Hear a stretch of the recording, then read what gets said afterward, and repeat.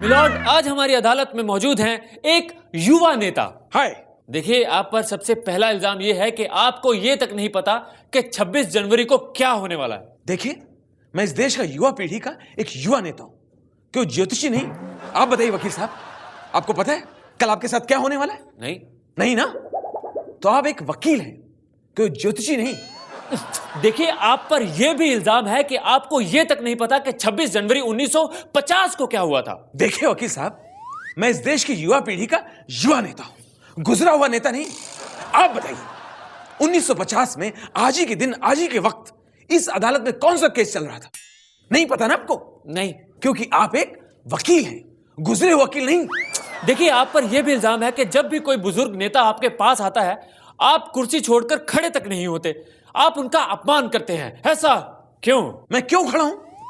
आपको क्यों लगता है कि मुझे खड़ा होना चाहिए? कितनी मुश्किल से मुझे कुर्सी मिली है। अगर मैं खड़ा हो गया, वो बुढ़ा अगर अचानक कुर्सी में बैठ गया तो उसको तो हिलाना मुश्किल हो जाएगा। देखिए, आप पर यह भी इल्जाम है कि आप असेंबली में भी खड़े नहीं होते। भाई, मैं एक नेता हूं। मैं बच्चे के स्कूल के असेंबली में क्यों खड़ा हूं? आखिर हमारा भी कोई स्टैंडर्ड है। मैं एक नेता हूं, कमाल करते हैं आप।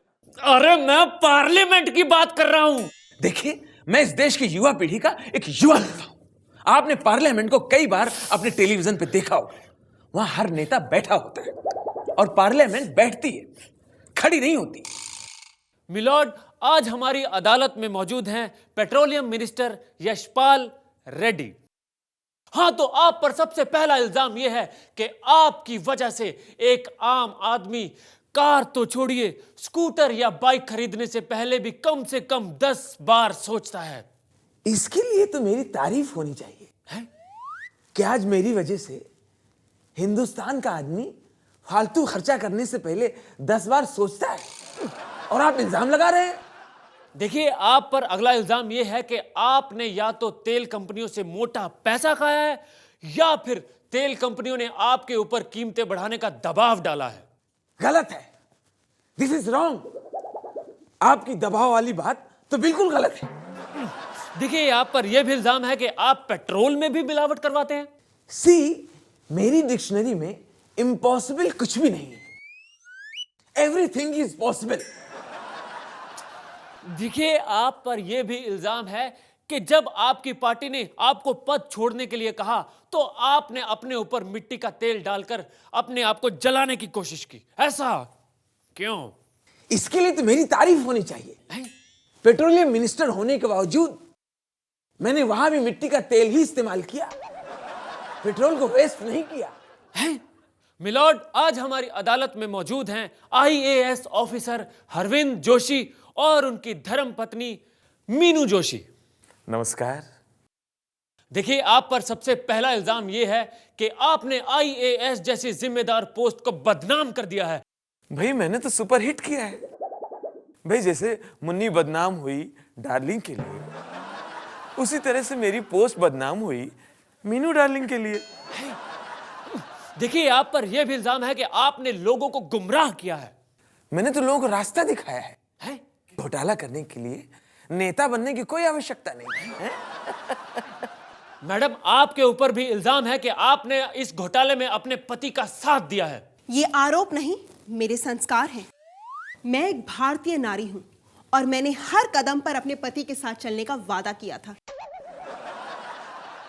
देखिए मैडम, आपने औरत के नाम को दागदार कर दिया है।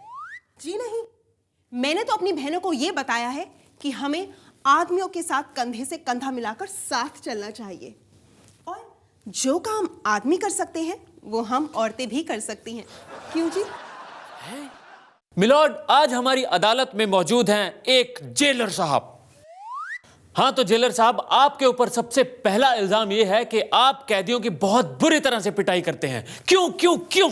भाई, मैंने सिंपली एक कैदी से पूछा कि तुम्हें जेल आते हुए शर्म नहीं आई? फिर उल्टा पलट के मुझसे बोलता है, शर्म तो आपको आनी चाहिए, आप तो रोज आते हैं। आपके ऊपर अगला इल्जाम यह है कि आपने जेल की सुरक्षा नहीं बढ़ाई। अगर कोई कैदी भाग गया तो? नहीं सर, वो नहीं भागेंगे। क्यों? नहीं सर, वो भागेंगे ही नहीं। अरे, इतना कॉन्फिडेंस? जी हाँ, वो सारे के सारे शादीशुदा हैं।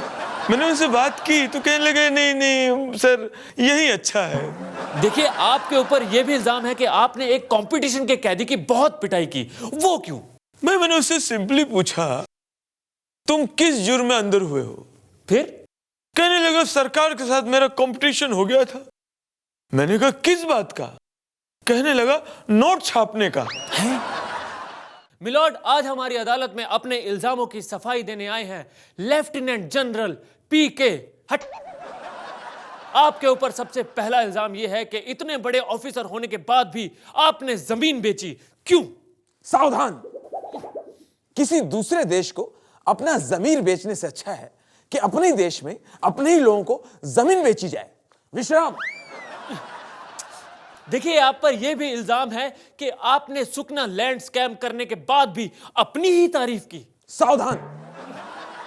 देखिए, इस घोटाले के बाद मैं नंबर 1 ऑफिसर हो गया हूं। वो कैसे? मैं पहला जनरल हूं जिसका कोर्ट मार्शल हुआ है, नंबर 1। विश्राम।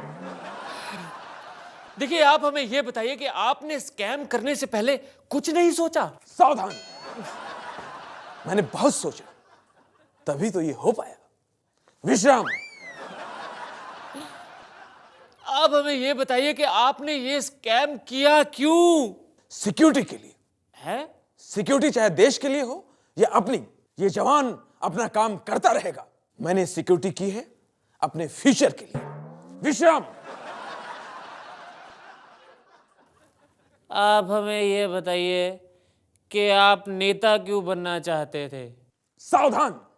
आपके ऊपर कोई इल्जाम नहीं है, आप एकदम फ्री हैं, आप जाइए। मिलॉर्ड, आज हमारी अदालत में मौजूद हैं रेलवे विभाग के एक आला अधिकारी। आप आला हैं? जी नहीं, मैं लाला हूं। हाँ, तो लाला जी, सबसे पहले तो आप अदालत को यह बताइए कि क्या कभी फ्यूचर में ट्रेनें टाइम पे आएंगी या नहीं आएंगी? नहीं नहीं, आएंगी आएंगी, जब ट्रेनें टाइम पर जाएंगी। है? देखिए लाला जी, आपके ऊपर यह भी इल्जाम है कि आपकी काम चोरी की वजह से एक आम आदमी को यह तक याद नहीं है कि उसने आखिरी बार ट्रेन की सीट पर कब सुकून से बैठकर सफर किया था। दरअसल आम आदमी को सुकून है कहाँ, आप बताइए। अब उसे ट्रेन में चाहे बैठने को मिल जाए या लेटने को मिल जाए। देखिए, आप पर यह भी इल्जाम है कि एक आम आदमी को कंफर्म टिकट नहीं मिलता जबकि ट्रेनें खाली जाती हैं। ये क्या बकवास कर रहे हैं आप? ट्रेनें खाली जाती हैं? कौन खाता है ट्रेनों को? आप 50 ग्राम ट्रेन खा के दिखाइए, आपके दांत निकल के भंगार बन जाएंगे। बकवास करते हैं लोग। हैं?